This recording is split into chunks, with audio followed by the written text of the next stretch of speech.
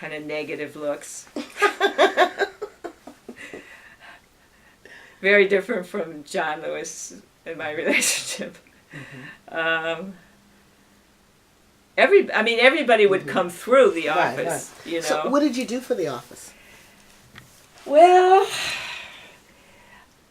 just whatever office work, you know, that I could do that needed to be done. No big deal, anything. Mm-hmm. How long were you at that office? You were there for that the summer. summer. Mm-hmm. And then I went to graduate school at Tulane in sociology. And that was part of my,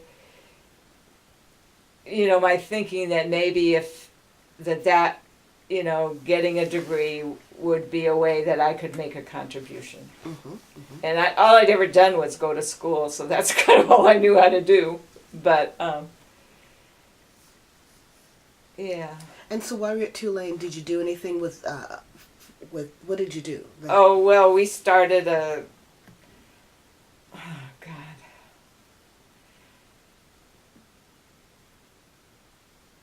well, we did voter registration and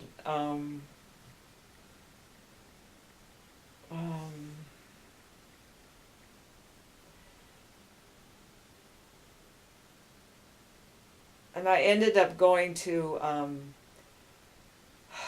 this other city in Louisiana, because I can't remember the name right now, that was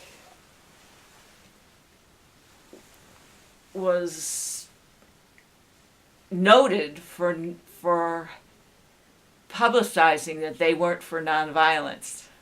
Oh, I mean, so Port Gardner. So there were some of the work was voter registration and working on nonviolence, but there was this other group that carried guns and made it very public that they had guns. Deacons of Defense?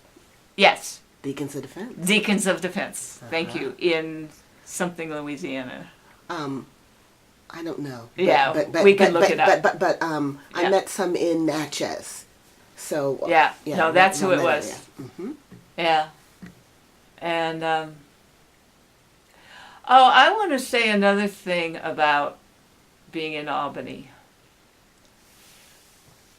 When I was in Albany in jail, again, it was like the third day I was there or something. I met this policeman who in the jail, who he was a northerner, but who was living in Albany, and he was working for the police. And he was very upset about all that was happening. He was white. Mm-hmm. He was very upset about all that was happening to black people in Albany. And I mean, he let me see it. He let me see that it was just breaking his heart. And ever since then, I have not assumed that all policemen are bad. And that's a part of who I am, and that's a significant piece that I've taken with me all these years, and I still don't assume, anything about a policeman when I see him.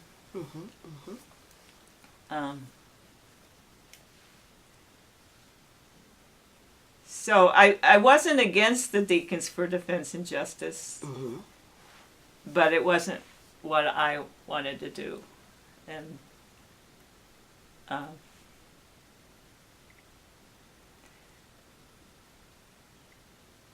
yeah. So I heard they would show up to protect people. Yeah. Right. Oh, and we felt protected. Right. Oh, okay. Yeah. And somebody was asking me recently, a young woman who's an activist now, she was saying that right-wing terrorists can now, go to a demonstration or see you online, and they can find out who you are and they can come after you as an individual. Mhm. And she said, how do you deal with that? And my first response is, well, if you're worried about that, when you go to a demonstration, just paint your face with very beautiful Mhm. paintings so it's hard to identify you, which is kind of a coarse what I would say. But the whole question about fear Mhm. and how did we do stuff given how dangerous it was. Mhm. Well, some situations were more dangerous than others. Also, and I probably wasn't in the most dangerous situations very often. I mean, if you were in a city like Atlanta, at least back then, because it was a city and,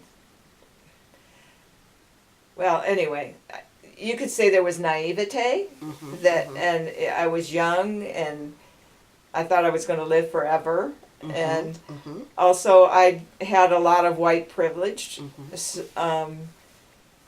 And so I didn't think bad things were going to happen to me. But I have to say, I had a memory recently of, I went to the March on Washington in, was it 63. 63, yeah. Mhm. So I went to the March on Washington. Huge crowd. I felt so safe. And the safety that I feel is a key to how scared I was before, you know. Yeah, that God, this, and there were so many people who felt so safe. Mhm. That Mhm. was, Well, I've interviewed people, and then they talk about just how it was this wonderful day of brotherhood. yeah, yeah, brotherhood and safety. Um, So were you in Atlanta in '64, the summer of '64? no, I was in Mississippi, the Freedom. Where were you at? I was in North Gulfport. Okay. I've just dug that up. I haven't been thinking about that. Just this morning dug it up in my mind. Mhm. Um, see, so while the summer of '64 was being planned, I would drive up there for weekends during the planning from New Orleans because I knew people from having been Right. in Albany and Atlanta. So I would be going up for the planning, and it turned out they wanted to have the community in North Gulfport wanted to have a project, but they'd never really had much demonstrations or project there before, and there wasn't any real SNCC leadership around. And so they sent me kind of not as an official SNCC leader because I was white, but as somebody who knew a lot because I'd been around.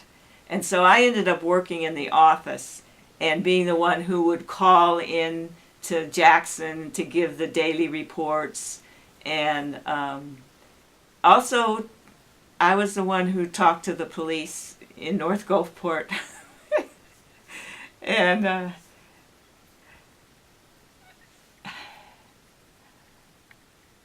I don't know, I just have part of a memory of the head of the police department in North Gulfport saying something like, well, is this old Cathy? You know? And I said, yeah, that's me.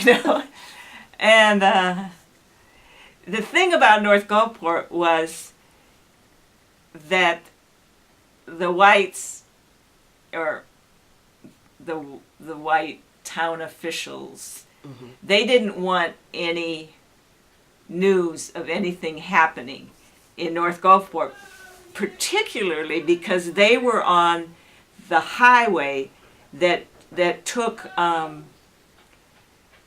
people from different parts of the country into New Orleans. Oh, mm-hmm. And people would stop at restaurants and things. So North Gulfport was very dependent. Who is it? What? I think she said this is a fire or something. How exciting. Yeah.